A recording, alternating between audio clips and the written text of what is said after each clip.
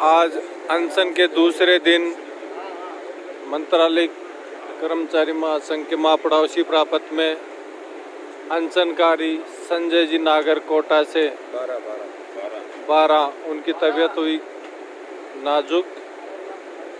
BPI doctors की team check करती हुई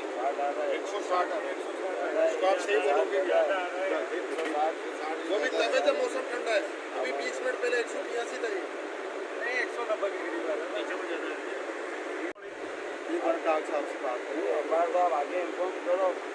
टीम डॉक्टर साहब से बात करती हुई एसएमएस हॉस्पिटल जयपुर से टीम आई है।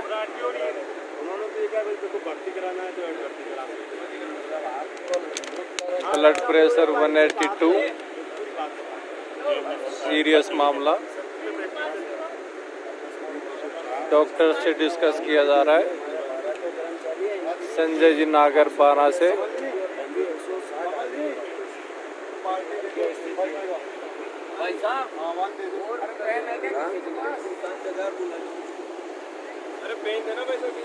एम्बुलेंस हो रही है आपकी।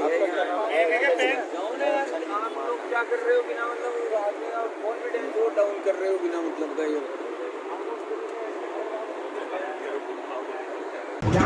लगा रखी है और ये हो गया पीछे बैठेगा, पीछे बैठ खोल एक बार खोल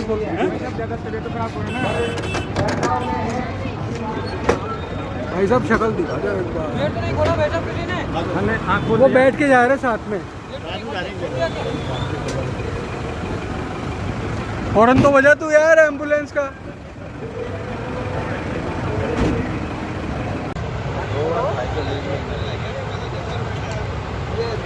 अनिश्चित काल के लिए ये जब तक इनका आदेश नहीं मिले कर्मचारी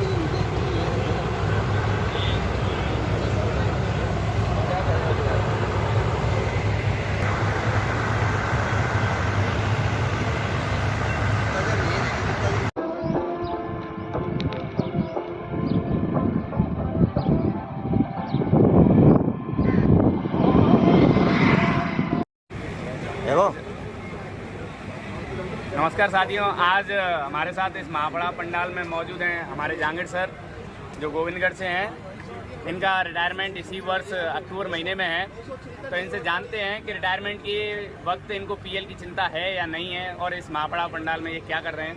नमस्कार सर, आपका बहुत बहुत स्वागत है। तो आप बताइए सर कि आपको क्या अपनी पीएल की चिंता नहीं है या आवश्यकता नहीं है रिटायरमेंट के वक्त? अपना संवर्ग है तो 10 साल से 20 साल से अपन ये पीड़ित हैं राज्य सरकार से हैं। तो आज हम इकट्ठे हुए राज सिंह जी के उसके नेतृत्व में।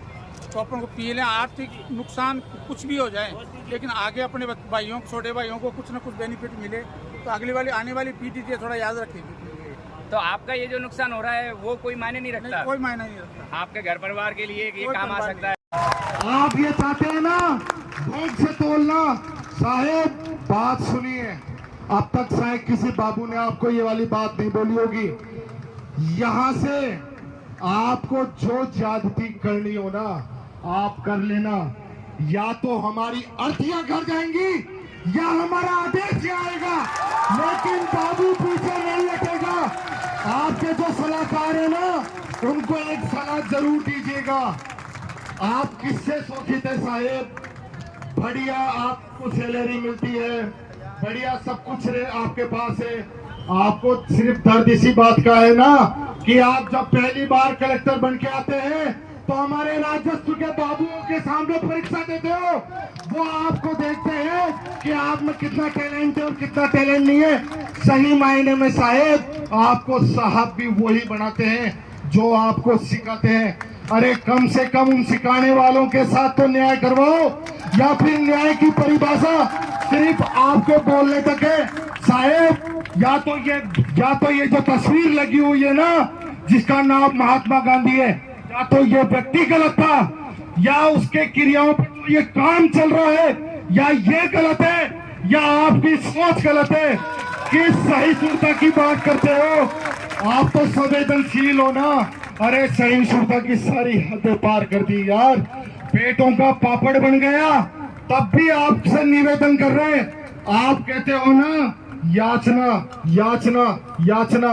साहेब रण भी हो सकता है, पर लोकतंत्र में मर्यादा होती है, और लोकतंत्र में सबसे बड़ा ब्रह्मास्त्र गांधीवादी तरीका ही होता है।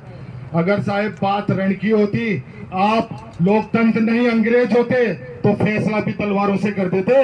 लेकिन बात यह है, लोकतंत्र हमें प्यारा है। इस मंच पे राष्ट्रगान के समय हम सब सावधान की स्थिति में खड़े होते हैं। क्यों साहब? देश प्यारा, जान से प्यारा, लोकतंत्र प्यारा, तो फिर आपको हम प्यारे क्यों नहीं है?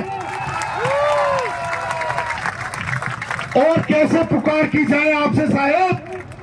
आप एक बात बता दीजिए। हम 42-43 जो भी हमारे दिन कर रहे हैं, भाई साहब माफ करना, थोड़ा सा मुझे दिन याद नहीं आ पा रहा।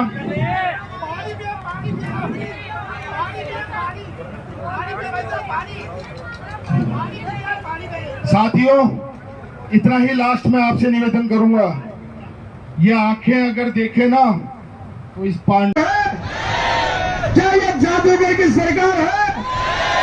और सुना जादूगर, सुन कर्नाटक तक मेरी आवाज आएगी तेरे पीछे पीछे।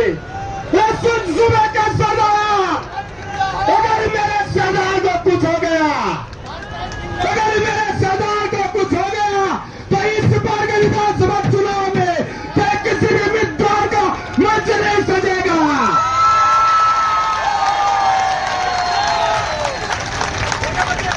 हम हार और जीत से आगे की बातें करते हैं। फिर सुन ले, तेरे उम्मीदवारों का मंच इस बार कहीं नहीं सजने दूंगा।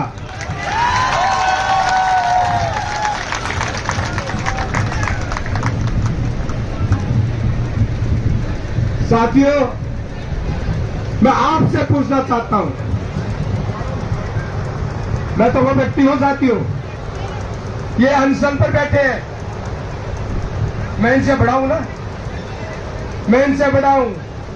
इन्होंने खाना नहीं खाया तो अभी तक खाना मैंने भी नहीं खाया साथियों, ईमानदारी से कह रहा हूं साथियों, मैं बना के नहीं कह रहा हूं, खाना मैंने भी नहीं खाया है। और मैं ये जितने हिम्मत रखता हूं, खाना मैंने नहीं खाया है तो सामने वाला करने वाला भी मैं छीन के ले आऊंगा साथियों।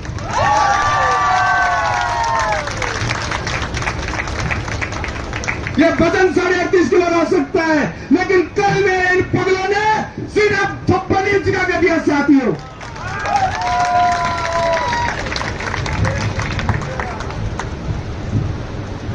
कभी ऐसा देखा साथियों?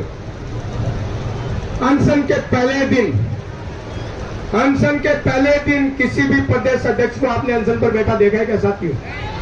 इसमें वरिष्ठ साथी भी है मेरे, मैं मान सकता हूं युवा साथियों ने तो आंदोलन नहीं देखे थे, वो कहां से देखेंगे? लेकिन वरिष्ठ साथी मेरे से उनसे पूछना चाहता हूं, वो तो जोर से बोल के बताएंगे, क्या आपने देखा ऐसा कभी? बोल के बताए कि आपने देखा कभी? आपने देखा कभी? आपने देखा? जोर से बोल के बताओ। मैं पूछा नहीं छोड़ूंगा जब तक ये बीच आवाज नहीं आएगी, जब तक बीच आवाज नहीं आएगी। क्या देखा आपने? आपने देखा? बोल के बताए। आवाज करना तब तक जानी चाहिए साथियों। और इस शपथ ग्रहण समारोह में राजस्थान के बाबा का जिक्र होना निश्चित होना चाहिए साथियों।